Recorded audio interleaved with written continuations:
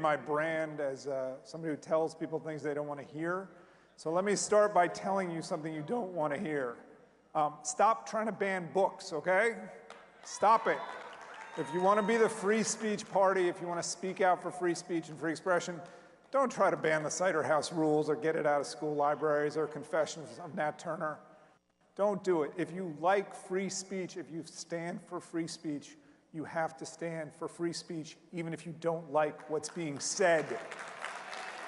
And that is what the left has completely forgotten more and more, day by day, week by week. Censorship never works. It always fails. It fails strategically because it tells the people you're competing with that your ideas don't work, which is why you can't debate them openly and freely. And it fails tactically because it gets people in the middle who may not have ever heard of the idea you're trying to ban interested in it. This is famously called the Streisand effect. It's always been true, and it's more true than ever. So don't stand for censorship. Censorship is un-American, it's unconstitutional, it's wrong, and besides, the left is way ahead on it. The left loves it, so let the left have it right now. It's really amazing to me in the last 5 years how far the left has gone on censorship. Most stunning, only 2 weeks ago, the Department of Homeland Security put out a bulletin where it defined terrorist threats as misinformation or disinformation about COVID and election fraud. And I want to read to you exactly what the Department of Homeland Security defined as a terrorist threat 2 weeks ago. If you make statements that, and I quote, undermine public trust in government institutions to encourage unrest, which could potentially inspire acts of violence, you may be a terrorist. Okay? I'm a terrorist by that definition. And that means that the government is entitled to do lots of things to me if it actually defines me that way. Okay? That is wrong. And by the way, this definition could easily be applied to plenty of people on the left who spoke out in favor of the Black Lives Matter protests. Okay, this is dangerous to both sides. It's dangerous to the United States. DHS should walk away from it, and journalists should be asking about it. But they don't want to because they're so in love with squelching debate right now. The people who I used to work with at the New York Times have never said a word about this. I find it stunning and so disappointing. And you know, across the border in Canada, people who donated money to a protest that was truly mostly peaceful, essentially entirely peaceful, were threatened by the Canadian government that they would have their bank accounts frozen, that they would essentially be shut out of life for donating to a peaceful protest. That is suppression of speech. It is wrong. And 1 week ago, people in the federal government spoke out against a website called Zero Hedge, which had committed the crime of publishing some stories that the Biden administration did not like, and they said Zero Hedge might be an agent of the Russian government. We are at a very strange moment when this stuff is happening, and the traditional defenders of free speech are not speaking out about it. So that's the government acting directly, but the government is also acting indirectly through big tech, which I know Ron DeSantis spoke about, Governor DeSantis, and I felt like he was speaking to me as he was talking about how big tech censors, because last year at this convention I said, hey, Twitter has been good. Twitter has allowed me to speak, and I've said things about the vaccines, and I've said things about COVID that the mainstream narrative goes against.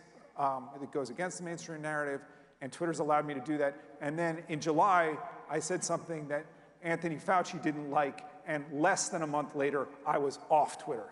Twitter had banned me. And that is big tech censorship at its worst. Twitter's doing this, Facebook is doing this. We know Facebook pulls groups, sometimes with hundreds of thousands of people. This has to stop. These companies have held themselves out as public forums. Twitter, Jack Dorsey, who was Twitter's founder and until very recently Twitter's chief executive, said under oath to the Senate that Twitter was a public square.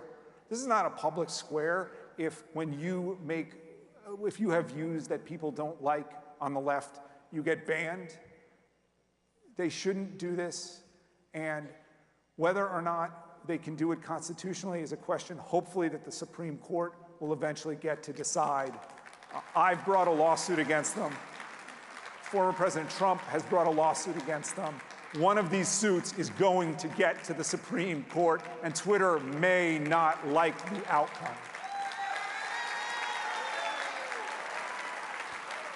Because I'm not backing down, and I'm sure President Trump is not backing down.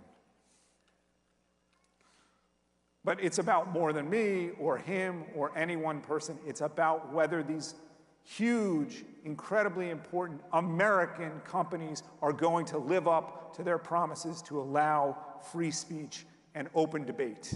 And they are not doing so. So, I have 30 seconds left. And I hope next year, when I'm back here speaking to you, you'll be able to see what I have to say on Twitter, okay? And I hope we'll all be able to debate our response to COVID and Ukraine and everything else on Twitter and Facebook and these platforms. They should live up to their ideals. They should live up to our country's ideals, and they should be open platforms for free speech. Thank you.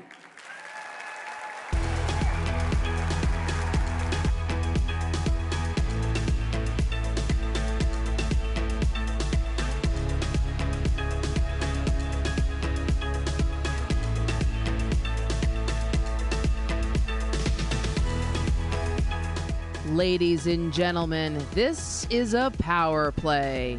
Please welcome former Alaska Commissioner Kelly Tshibaka.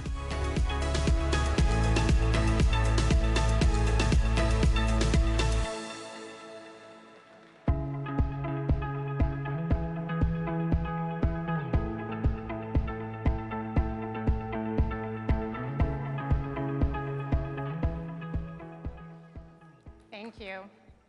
I'm Kelly Tshibaka. I'm born and raised in Alaska. The woke leftists tried to cancel me before there was cancel culture. When I was an outspoken conservative at a liberal law school, the leftists posted death threats against me in the student center. But they couldn't cancel me. I won't be bullied. I won't be silenced, and I won't be controlled.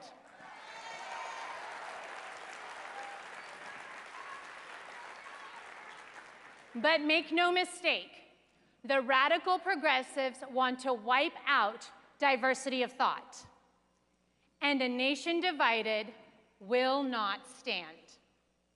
Our founders created a government designed to be of the people, by the people, and for the people. Government is supposed to function like the 7 referees of a football field. They regulate the plays and they call the fouls. But right now, we have 700 referees on the field, and they're fouling us all over the place. When government grows, freedom shrinks. And for me, this has become very personal. My parents moved to Alaska before I was born to pursue an American dream. But life doesn't always go according to plan, and they ended up becoming homeless. But my mom, she got a job in the oil industry. And with that oil job, they were proud to fight their way into working class America. Yes, I'm proud of them too. I got to be the first in our family to pursue a college education, and then I dedicated my career to public service, making government work for the people. I'm an anti-swamp bureaucracy whisperer. I've exposed waste, fraud, and abuse, cut costs, and my favorite, held government insiders accountable. I was focused on my job, my church, my amazing husband, and being an Alaskan mom educating 5 kids during COVID. Yep, shout out to the parents. And then, Senator Lisa Murkowski. You all could be Alaskan. She cast the tie-breaking vote to confirm the radical environmentalist Deb Haaland to be Joe Biden's Interior Secretary. And with that single vote, Murkowski killed thousands of oil and gas jobs, just like the one my mom had. I felt it like a kick in the gut. I owe everything to Alaska and to all those Alaskans who came around my family to give us those opportunities that we had. But Lisa Murkowski, well, she owes everything to her dad, who appointed her to his vacant Senate seat when he was elected governor. For the Murkowskis, it's a little bit like the British royal family. In the same way that Queen Elizabeth is going to hand on that crown to a descendant, the Murkowskis have been handing down our Alaska Senate seat like a birthright for 41 years. But nepotism breeds a lack of realism. So Murkowski, she doesn't feel it when she votes to confirm Joe Biden's radical nominees like she's done over 90% of the time. She doesn't feel it when she acts as Joe Biden's CEO, his chief enabling officer, voting along with Biden's radical agenda and Bernie Sanders a majority of the time, which hurts Alaskans and everyone in this room. She even voted for the Green New Deal, the infrastructure bill. But Murkowski didn't just vote for it, she helped write it. It is time to hold these leftist-supporting insiders accountable.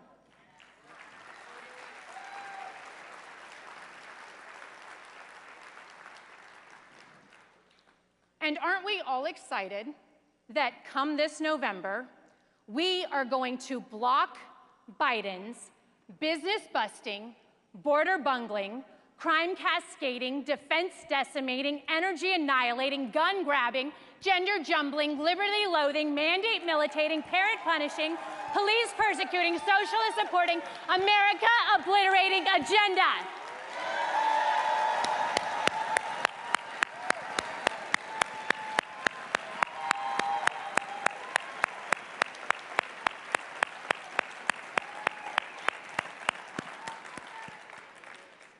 We have inherited a great country because of veterans like my dad and others who have paid a significant cost. And they walk in the footsteps of those who signed the Declaration of Independence. And they pledged their lives, their fortunes, and their sacred honor. I believe that to whom much is given, much is expected. So I'm not standing on the sidelines while Joe Biden and Lisa Murkowski and their woke leftist friends continue to obliterate the state and the country that I love. No. I'm all in. Yes. And today, I'm inviting you to be all in with me.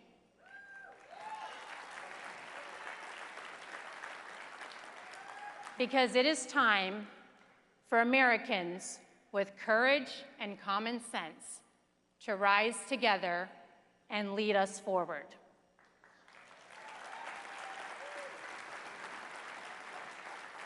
I'm Kelly Tshibaka, and I'm for Alaska. Thank you.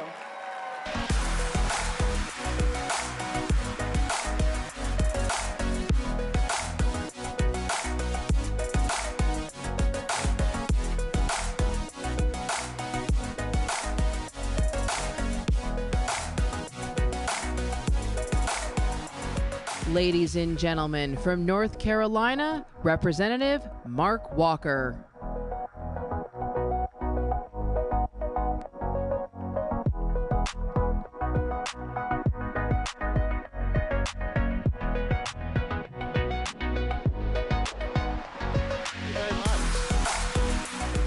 Thanks, everybody. What a privilege to be here today. Oh, beautiful for spacious skies, for amber waves of grain, for purple mountains, majesty above the fruited plains. Written words of a young school teacher making her way across the plains in 1893. America the beautiful. We are a beautiful country, but our real beauty is in the fact that we are a beacon of freedom for the rest of the world. Think about it. America is the most philanthropic country and is always the first to arrive with disaster aid. We have 25% more foreign-born citizens than any country in the world. We send missionaries to share the message, the gospel message of hope and healing of Christianity across the world. And we take in 1 million legal immigrants every single year that raise their right hand to the oath and take an allegiance to the Constitution. And we celebrate that they are as much Americans as you and I. Do we believe America is beautiful? Yes, we do. Hey, listen, I'm not saying that we got it all right day one, right? But America is exceptional because we never quit trying until we became the land of opportunity for every American. A republic, if you can keep it, Ben Franklin said. Well, we are the longest lasting republic in the history of the world. Do you believe America is beautiful? Dang straight we do. But freedom also has a price. Gettysburg, Guadalcanal, Normandy. I will never forget standing on the grounds and looking down out at Omaha Beach and across the Atlantic Ocean and realizing that D-Day wasn't won by great military generals or superior air cover. No, it was won by 18 and 19-year-olds that kept charging up that hill wave after wave to make sure that those freedoms would be passed down to another generation. Ladies and gentlemen, I ask you today, do you believe that America is beautiful? Absolutely we do. Over the last few years, leftist radicals, or better named, Democrats in Congress, they're no longer trying to hide their motives. It's all changed. Their attack to erode our liberty is supported by big tech, the press, and the media. And now even corporate America has gone woke. Remember the words of Democrat James Clyburn about COVID? Never let a crisis go to waste. In fact, COVID was used to fast-track mandates like no other time in history. Listen, they even changed our election laws and used it to test us to see how much liberty Americans were willing to give up. And frankly, I think even the left was surprised by just how much liberty we were willing to surrender. They will never stop trying to steamroll conservatives, folks like you and me. Today, we face a new kind of evil. The battle for freedoms in the 21st century is as much spiritual warfare as it is political. Do you believe that? Absolutely. When Democratic members of Congress literally vote against sustaining the life of a baby that somehow survives a botched abortion, my friends, that's evil. When Joe Biden and Kamala Harris give the green light to illegals when they know their children will be trafficked and assaulted by drug cartels, my friends, that's evil. In America, we have turned our backs on the Bible and the Constitution, and we've lost our moral compass. But today, don't lose hope. Because here's the good news. Joe Biden and the left have overplayed their hand, and Americans are waking up and engaging like never before. I'm meeting people who wanted to work hard, to go to church, to raise their families. They're waking up and saddling up as well. In fact, moms across the country are taking down leftists on school boards right and left, and we celebrate that, right? Indeed we do. Listen, ladies and gentlemen, it won't be easy. There's a price for liberty. There always has been. Question is, what are you and I willing to pay for it? America the beautiful. You see, there's another verse to that song that we don't sing very much these days. Oh, beautiful for heroes proved in liberating strife, who more than self their country loved, and mercy more than life. America, America, God shed his grace on thee, and crown thy good with brotherhood from sea to shining sea. My friends, one last time, do you believe America is beautiful? Yes, we do. May God provide the path, and may we have the courage to follow. I'm Mark Walker. God bless you, and let's keep the fight alive. God bless. Thank you. Thank you.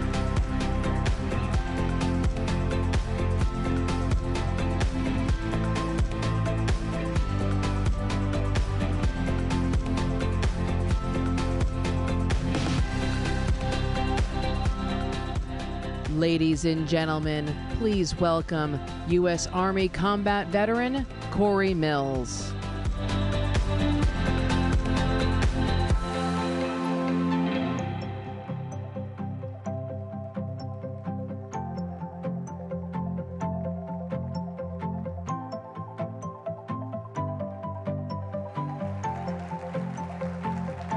Thank you, thank you.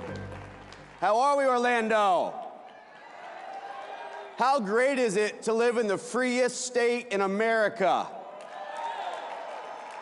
But we're only free because of tremendous leadership by Governor Ron DeSantis, the man who beat and defeat Fauciism and chose America first, the same as President Trump did.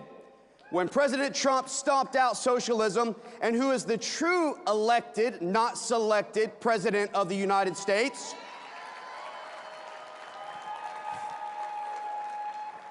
How many of you remember when President Trump was elected, when they talked about the fact that he will be the beginning and start of World War III? But what did we see? We saw more peace accords, more conditions-based withdrawal of these never-ending wars by the neocons and those who are trying to prop up this military-industrial base that we were warned about.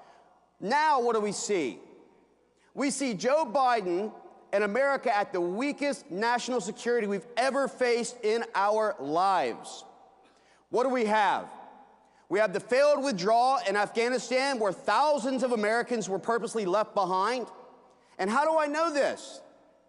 Because my team and I conducted the very first successful overland rescue of a mother and her 3 children out of Afghanistan after the fall and the Taliban hunting them down. I paused my campaign for 6 weeks, and why? Because there is no price to doing the right thing. What do we see in America today? We see North Korea with hypersonic ballistic missiles, Russian technology advancing. China has now surpassed us with a naval fleet threatening Taiwan. And now we have the Russian invasion, or I should say, the re-invasion, because the exact same thing happened under the Obama-Biden administration. They annexed Crimea. They took over Donetsk. And yet we're supposed to be surprised when they go back because they see the weak and woke administration under the Biden administration? General Milley spent more time looking at critical race theory, but he should have been opening a book on how to win wars. And what do we have now? We have veterans who are being turned away. We have a military purge and an unconstitutional vaccine mandate. A mandate that should not determine if you serve our nation or if you are able to go to work and put food on the table for your families. Let me be clear. I am not for wokeism. I am not for critical race theory in our educational and military systems. I am not for unconstitutional vaccine mandates and masking of our children. As a father, it is shameful when I watch kids have to go to school and be taught that America is bad. How many of us feel that America is the best nation on earth?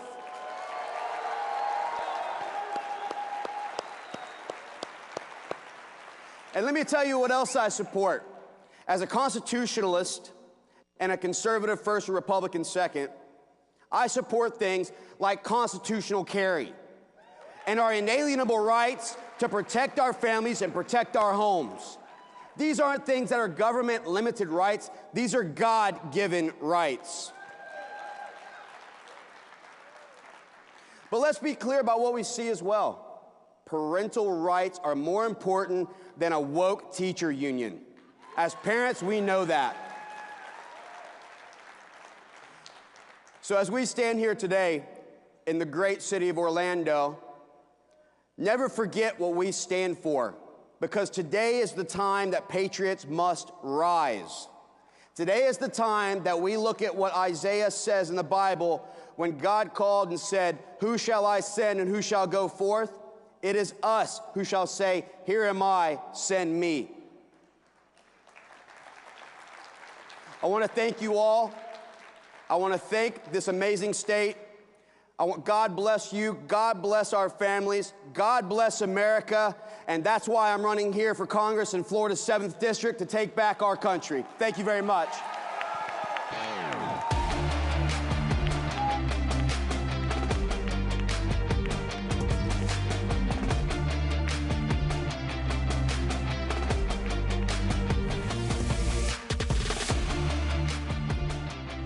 Ladies and gentlemen, please welcome former Governor of Missouri, Eric Greitens.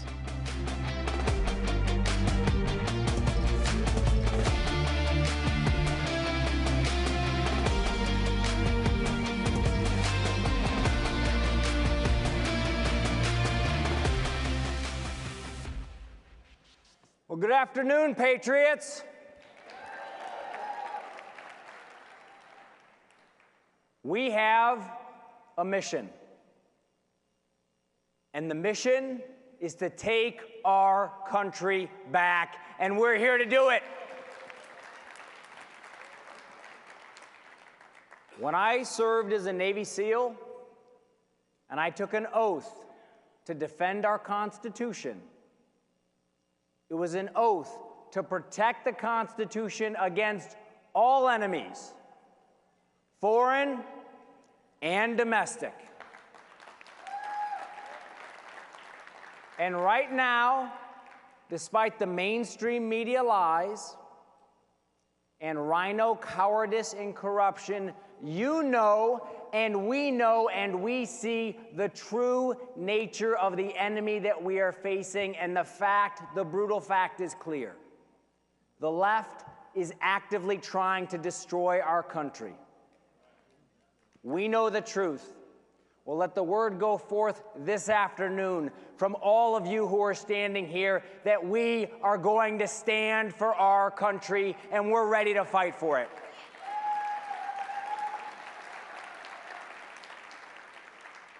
I've been down to the border, not just to Texas and to Arizona, but to the Mexican side of the border.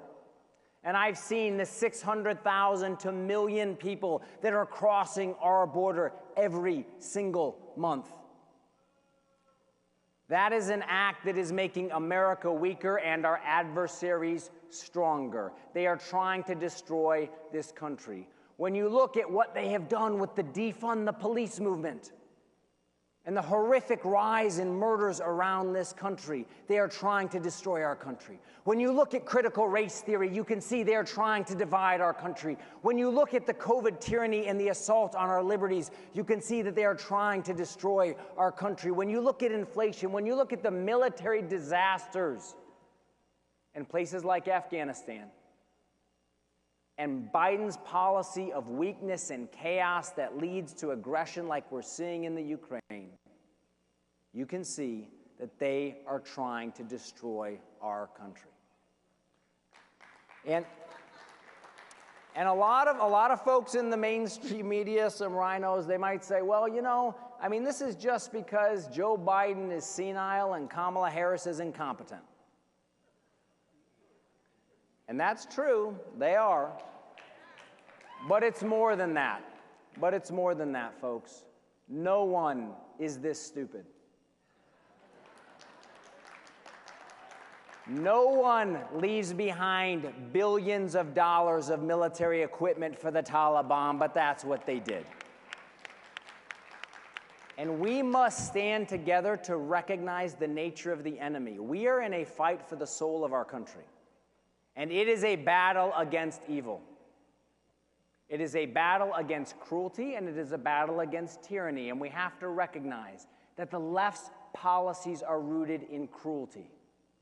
You go down to the border, right now, Joe Biden and Mexican drug gangs and cartels are involved in the largest human smuggling operation in history, and it's happening on our border, and that is cruel. We talked to one Customs and Border Patrol agent who told us about one kid who'd been sold 17 times.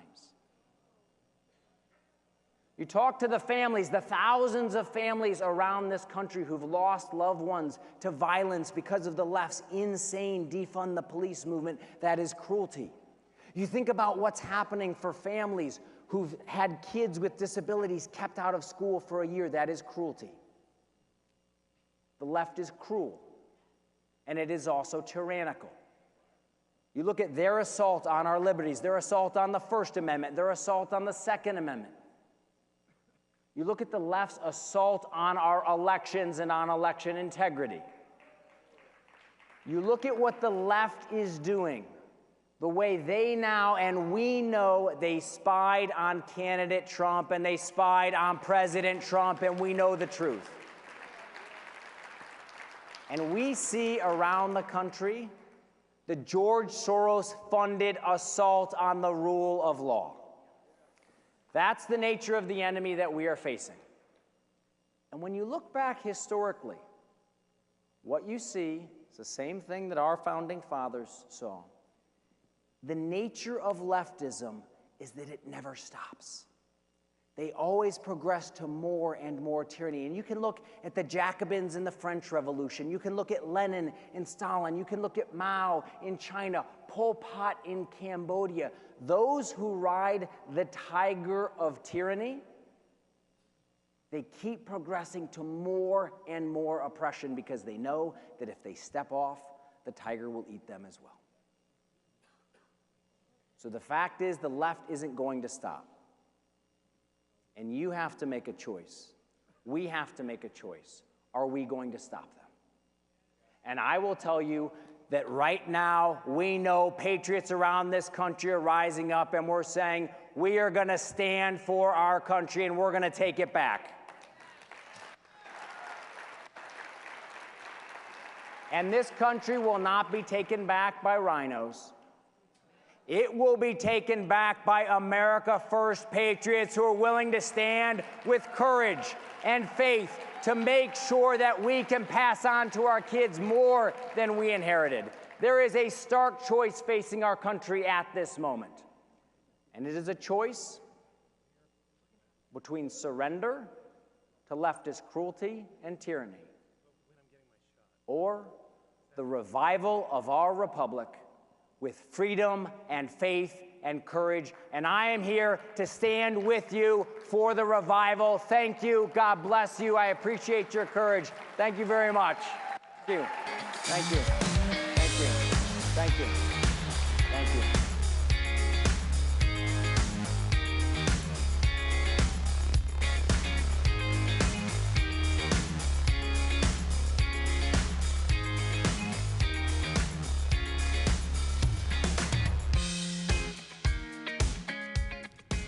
Ladies and gentlemen, from the National Rifle Association, please welcome Wayne LaPierre.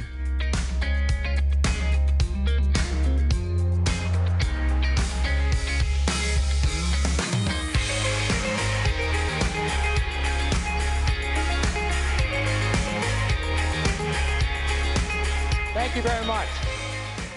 And thanks to all of you for being here today.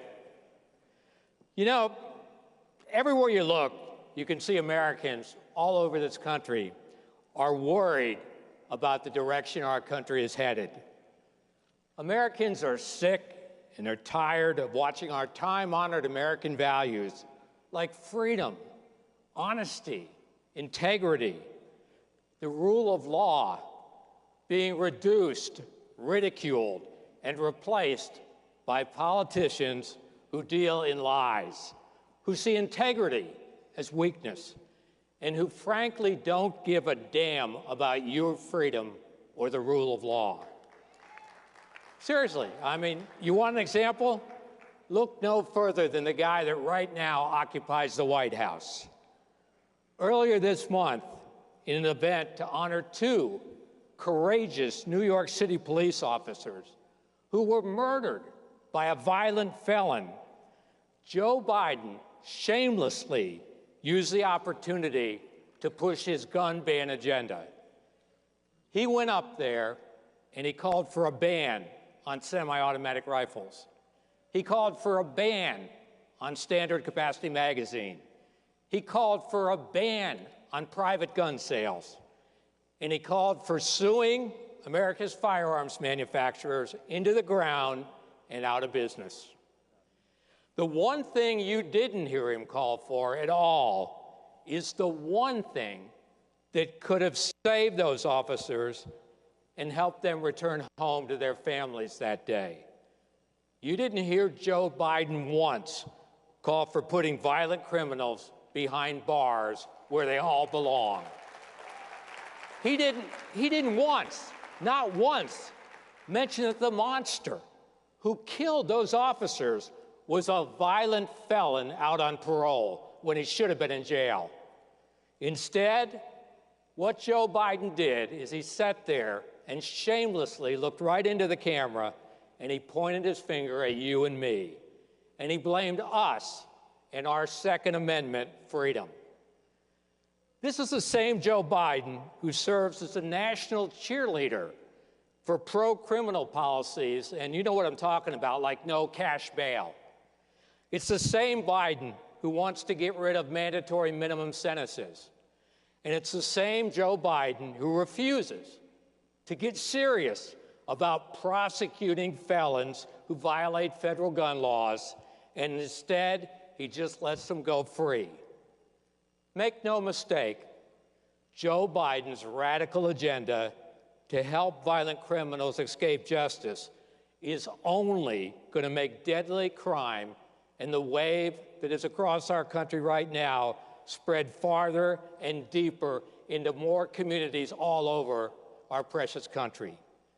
But no matter how hard Biden tries to blame us for the violent crime that he enables, I'm happy to report that Americans all over this country aren't buying into his agenda. You know what they're doing instead? They're out there in record number buying guns. Last year, 5.4 million Americans purchased a firearm for the first time in their lives. And you know why? Because all of them can see what's happening all around them in their country. And they want to be able to protect themselves, and they want to be able to protect their families. They pick up the paper, and they see the daily news stories of another violent robbery, another heinous murder in another part of their community that they always thought was safe.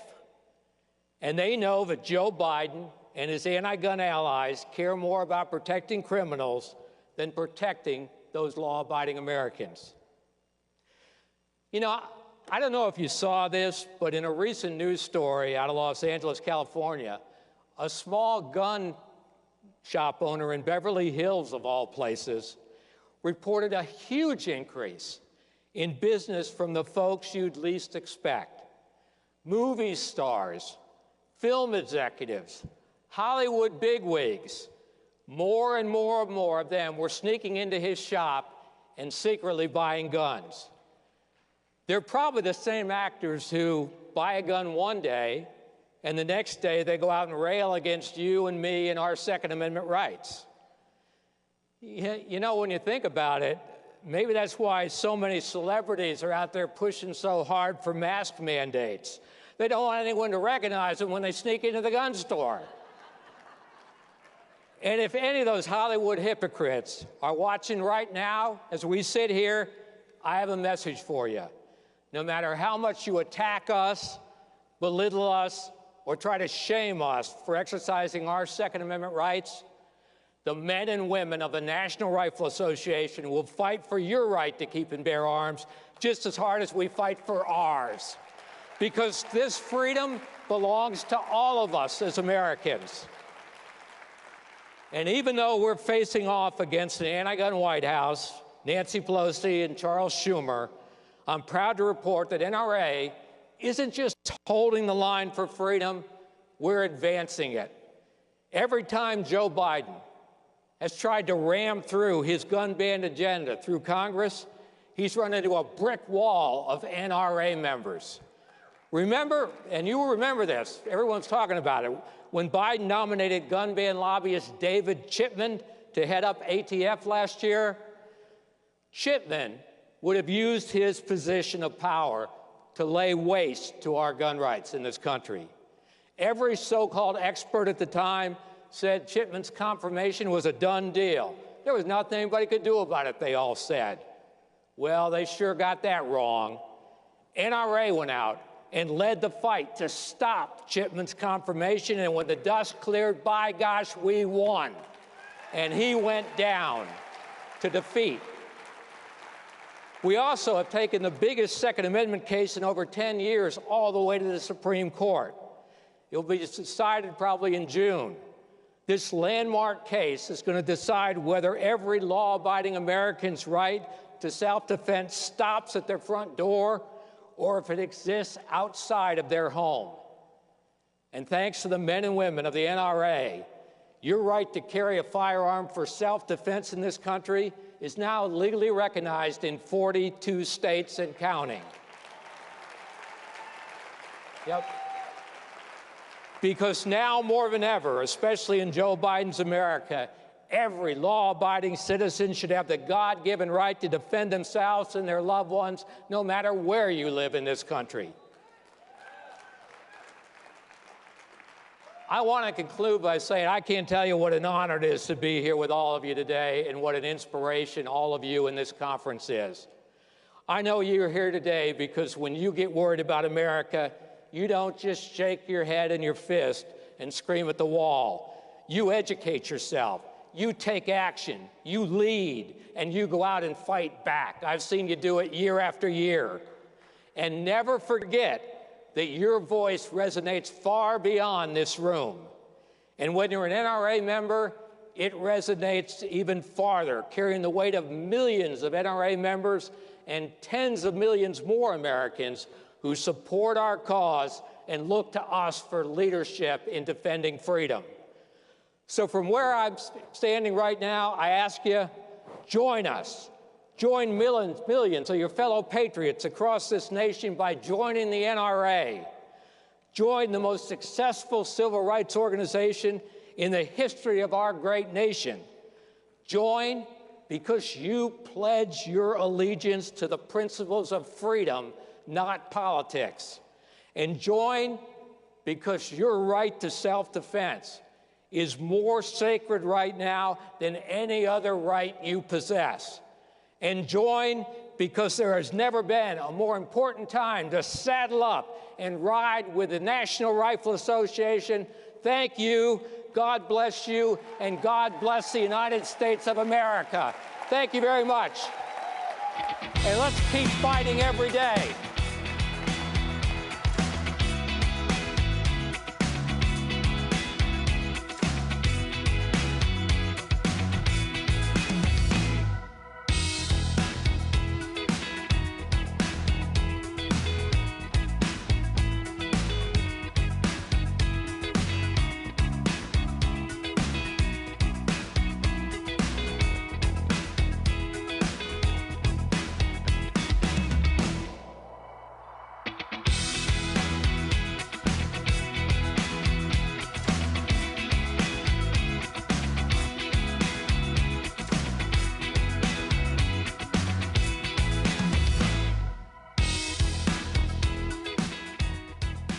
Ladies and gentlemen, please welcome Senator Ted Cruz.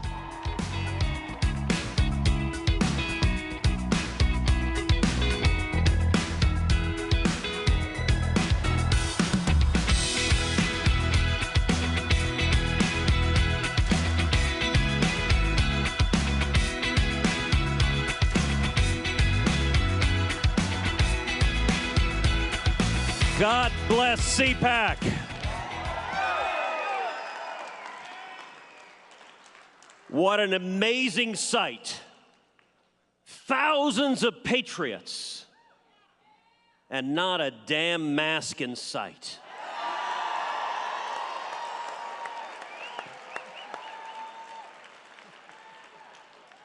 obviously, everyone here is just following Stacey Abrams' example.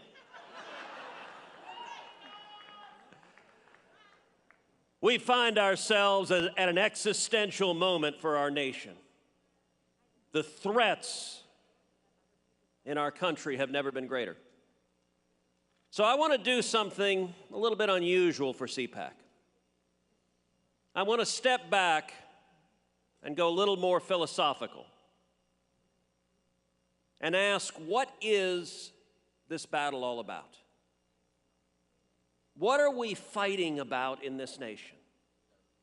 And I'm going to suggest that the fundamental conflict that is playing out across this great nation is a battle between power and liberty. The two are in fundamental conflict. We are seeing it every day. Vaccine mandates versus doctors and nurses. Mask mandates versus kids in school. Spotify versus Joe Rogan. GoFundMe versus Canadian truckers. Justin Trudeau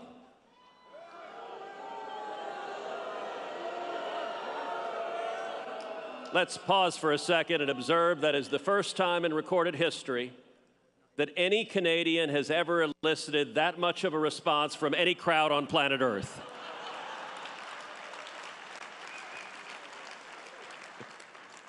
Justin Trudeau and the God-fearing Canadian truckers.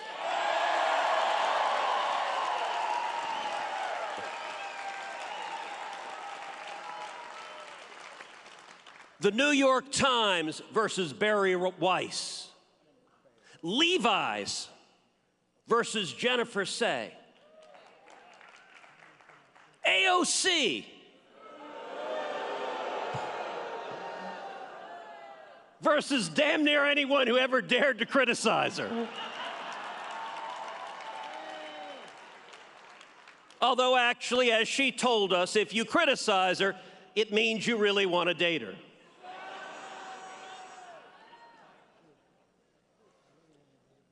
If you look at this battle, this is not a battle between the weak and the strong.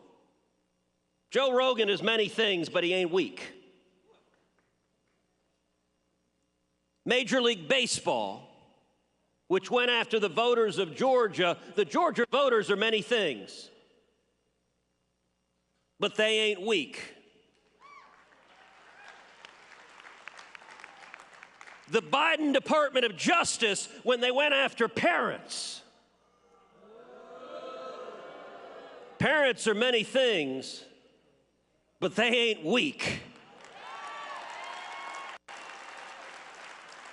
Just ask Loudoun County. Just ask Terry McAuliffe. Just ask all the left-wing Democrats in Virginia who are scared out of their minds right now. You got to understand what is playing out here. What is playing out is the powerful are afraid. They are terrified of you.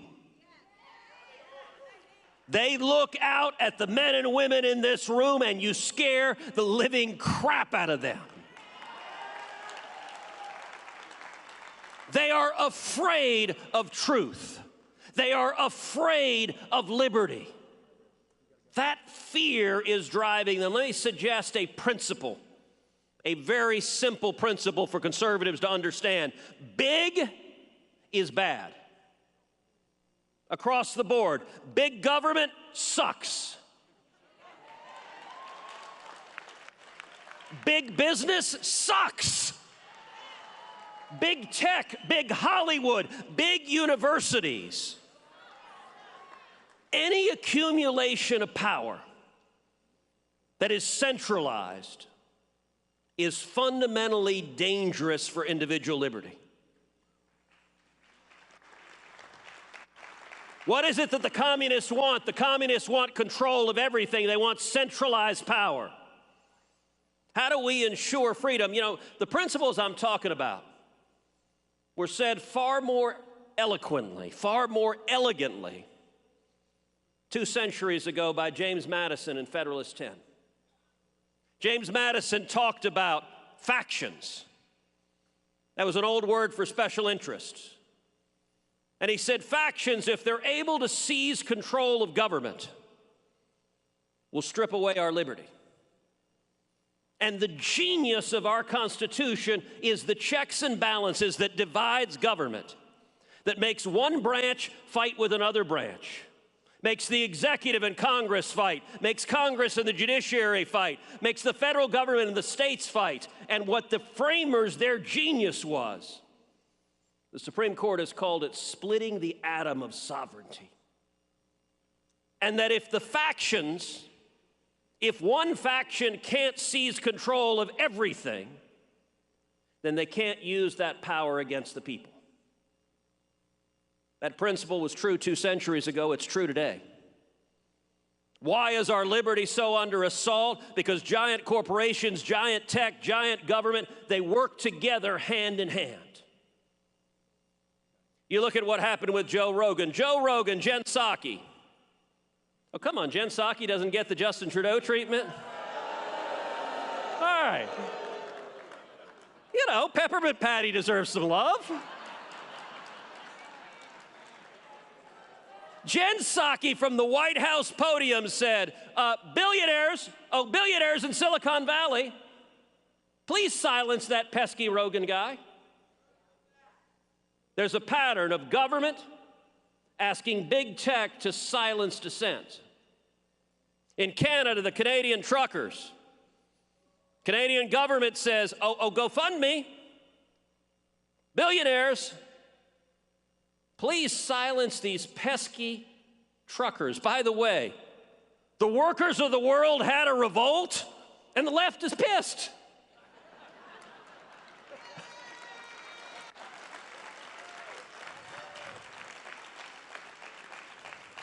So what's the answer? The answer is threefold. Number one, fight power. Fight big government, fight big business, fight big tech, fight big Hollywood, fight big universities. Fight the centralization of power. Break it up. Break big tech up into a million little pieces.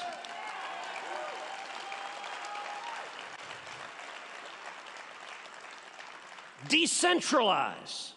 You know, we just had Wayne LaPierre talking about guns. Why is it the left, when they seize control, they immediately want to take away everyone's guns? Because then the state has a monopoly on force. If the only people with guns are the jackbooted thugs, then liberty is gone. So we need to decentralize. We need to break it apart. It's one of the reasons why I am so bullish on crypto, on Bitcoin, because it is decentralized and not controllable. And let me give a fantastic example. So Justin Trudeau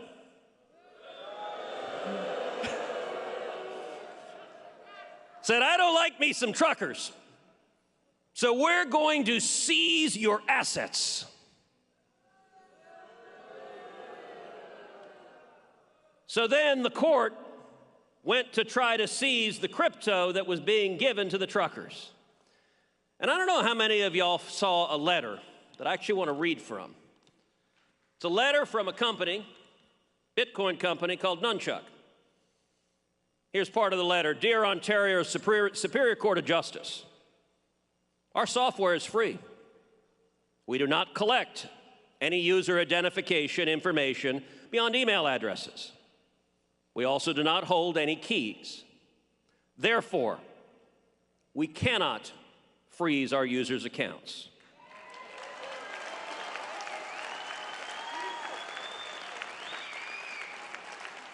We cannot prevent them from being moved. We do not have the knowledge of, quote, the existence, nature, value, and location of our users' assets. This is by design. Please look up how self-custody and private keys work. When the Canadian dollar becomes worthless, we will be here to serve you too.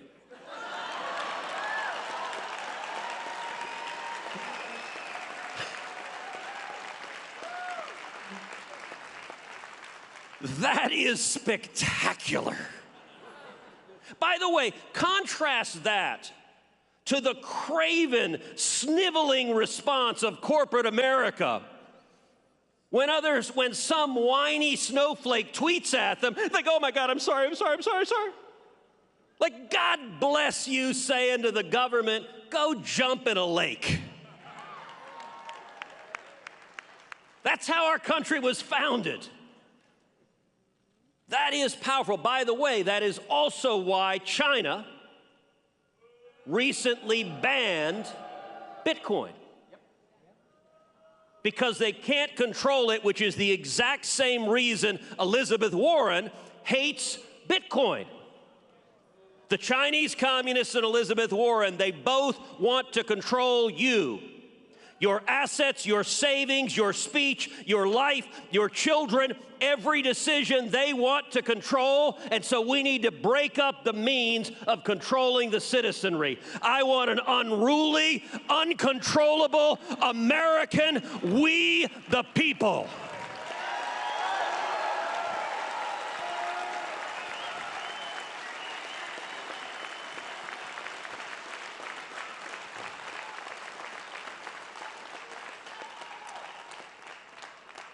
Number two, don't ever apologize to the woke mob.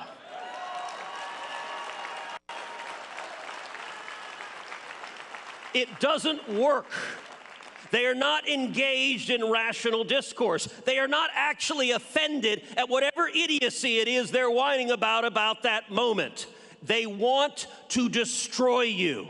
They want to silence you. They want to subjugate you. Respond with joy. Laugh at them. It drives them bananas. Okay, are leftists the least funny people on planet Earth? But they're like, you can't say that. You can't do that. No, I don't like that. I don't like. Like, shut the hell up.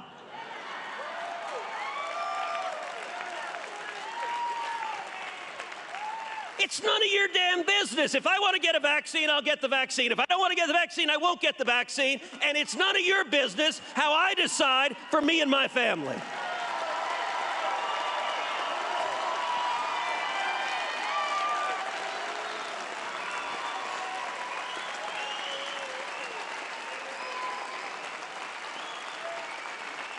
That scares them. Because it's not controllable. And the third thing I'm going to say is speak out. Use your voice. Every one of you has a powerful megaphone to the world. Speak out and use your voice. 2 years ago, I launched a podcast, Verdict with Ted Cruz. All right, I want to say to everyone here under 40, please go and subscribe to my podcast. You can get it wherever you get your podcasts. 2 years ago, we were the #1 ranked podcast in the world. To everyone over 40, call your kids, call your grandkids, and ask them to subscribe you to the podcast. Number 2, text the word Cruz to the number 24005. Let me give you that again. Cruz to 24005. Why is that? Because we're using text, we're using the podcast, we're using email, we're using social media, we're using every tool to mobilize and energize a grassroots army because we are taking this country back from the lunatic socialist left that is trying to destroy our freedom.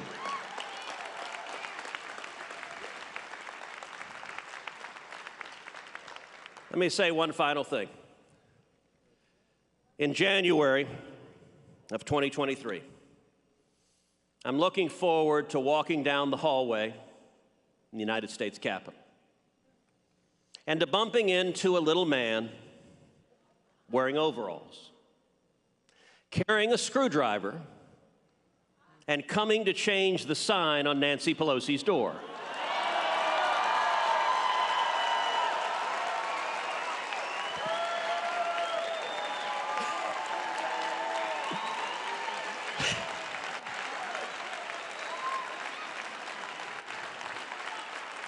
And Nancy is going to get on her broom. Okay, no, that's not fair. That's not fair. She's going to get on her private jet called the USS Broom and fly back to California. And we're going to send Chuck Schumer back to New York City. And then we're going to tell Joe Biden it's 2025 and he'll just wander back to Delaware.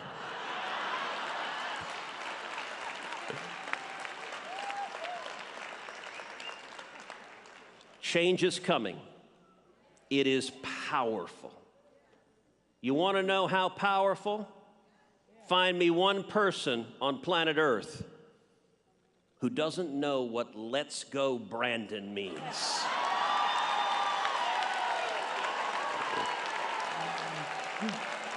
And not just in red states. How many of you saw at the New England Patriots game in Boston the entire crowd chanting "Let's go Brandon"?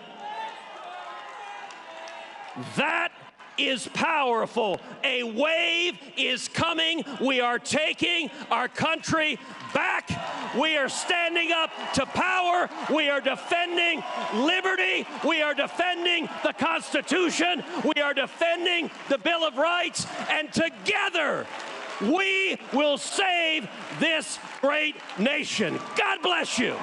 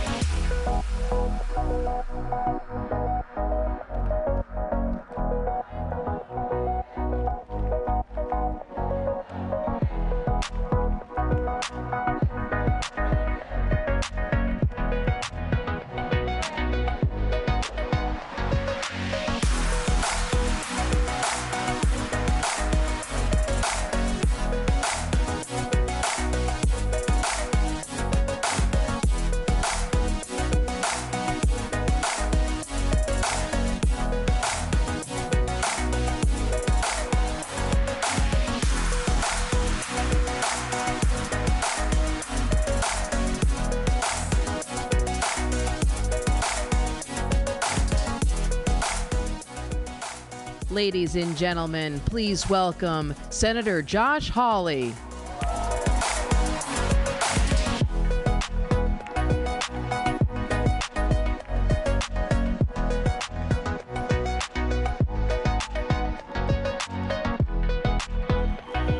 Hello, CPAC. Oh, it's great to see you. It's great to be back here and with you. You know, the last time that we were here together, just a year ago, they were trying to censor us, silence us, cancel us, muzzle us.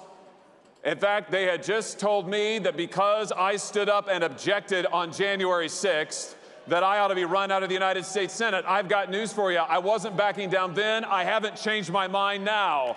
Election integrity matters. Standing up for the rule of law matters. And our stand on that day and since is key for the liberty that we are fighting for. I don't know about you, but I thought the Biden administration was going to be pretty bad, didn't you? But they've turned out even worse than I could possibly have imagined. I mean, just look at what Joe Biden has tried to do in the space of one short year to this country.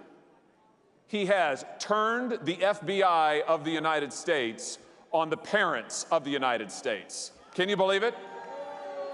Treating school board parents at school boards as if they are domestic terrorists, sending FBI agents to go and knock on people's doors if they have the temerity to stand up and say, I don't want my kids to have to be masked in school. I don't want my kids to be taught critical race theory. He's tried to use the instruments of our own government to divide us, to separate us, to turn off speech that he doesn't want, that he doesn't like, that he doesn't approve of. And that's just getting started. Look at what he's done on the southern border.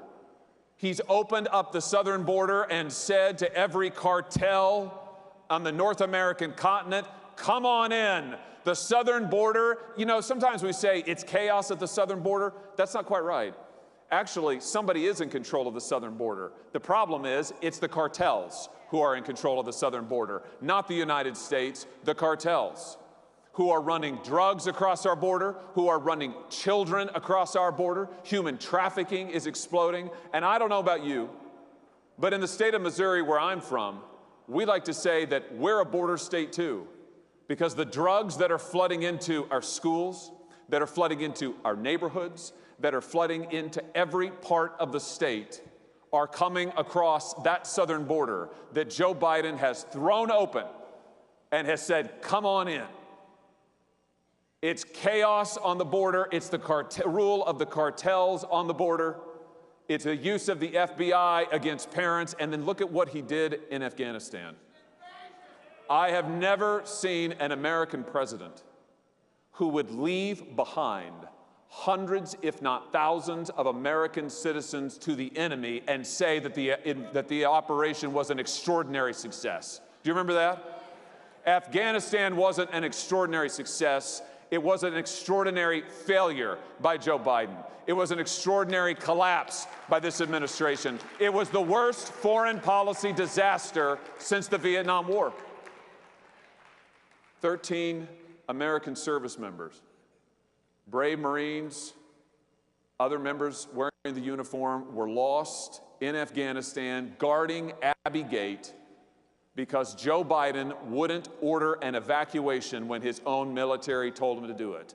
Because days before the terrorist attacks, Joe Biden hadn't even planned how he was going to get Americans out of the country. And yet, he would go before the people of the United States and say that the evacuation was an extraordinary success and he was proud of it.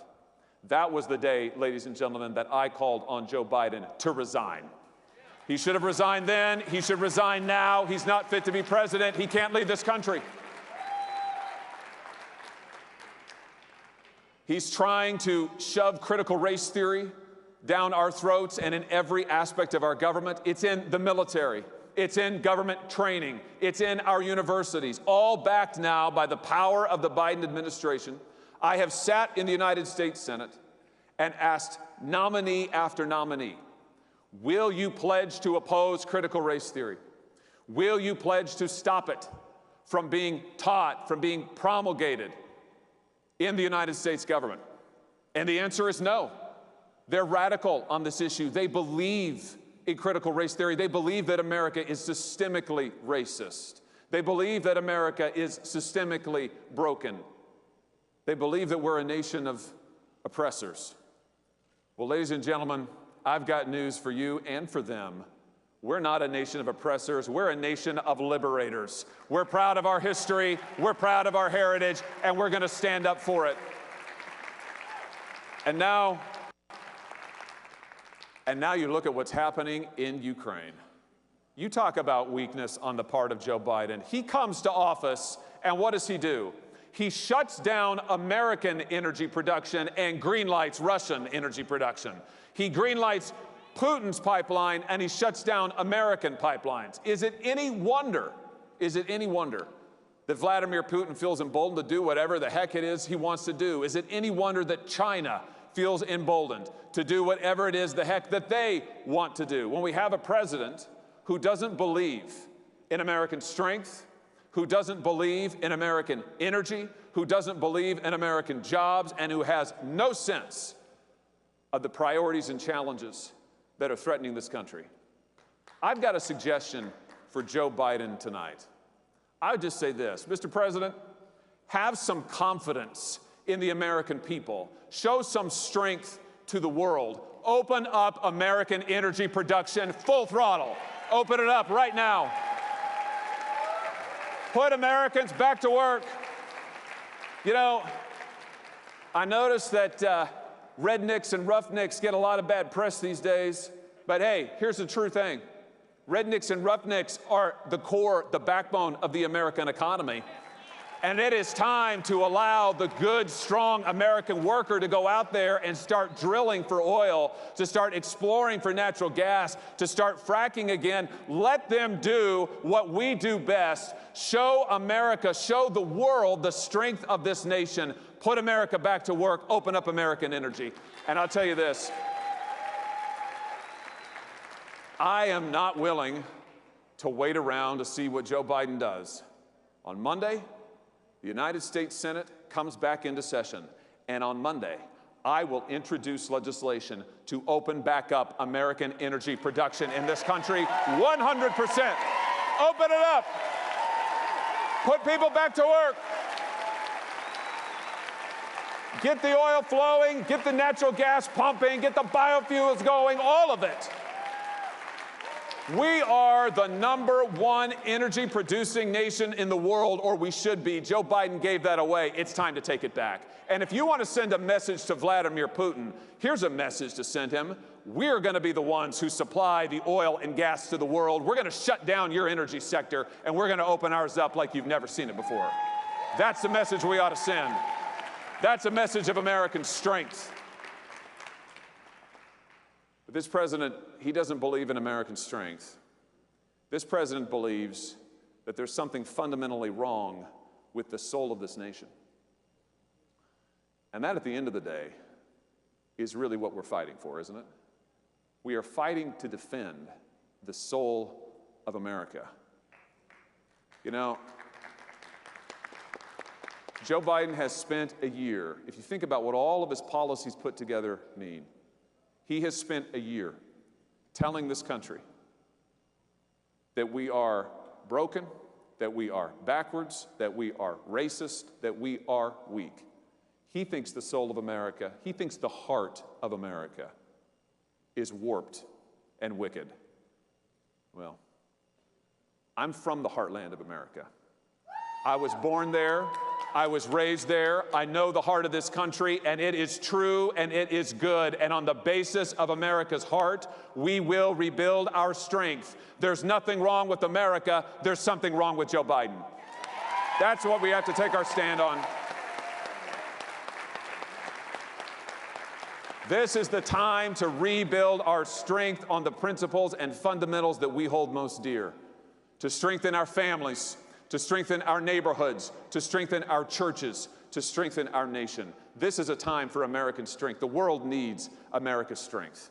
The world needs to see that we are ready to stand strong again. You know, Ronald Reagan used to say that in the 19th century, we built the greatest industrial economy that the world had ever seen. In the 20th century, we built the greatest technological economy the world had ever seen. And now in the 21st century, we seem to have spent most of it, thanks to our friends on the left, apologizing. And I don't know what in the world we're apologizing for.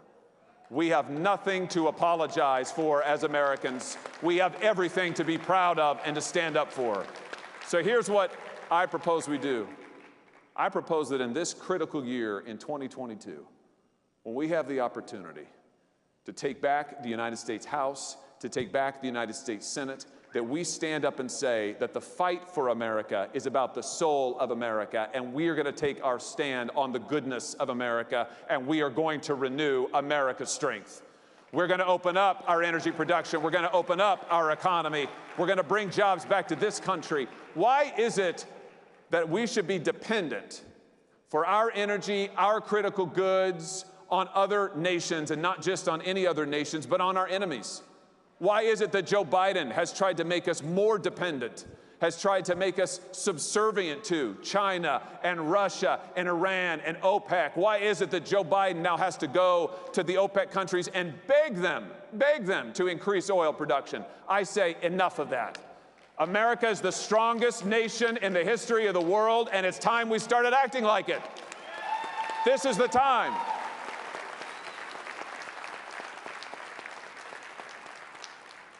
So no matter what this administration tries to do to divide us, and by the way, that's all they have left. Have you noticed that? All they have left is division and accusation. All they have left is the attempt to make us live in fear. That's what they've been trying to do since last January. They've been trying to tell us we've got to live in a state of constant emergency.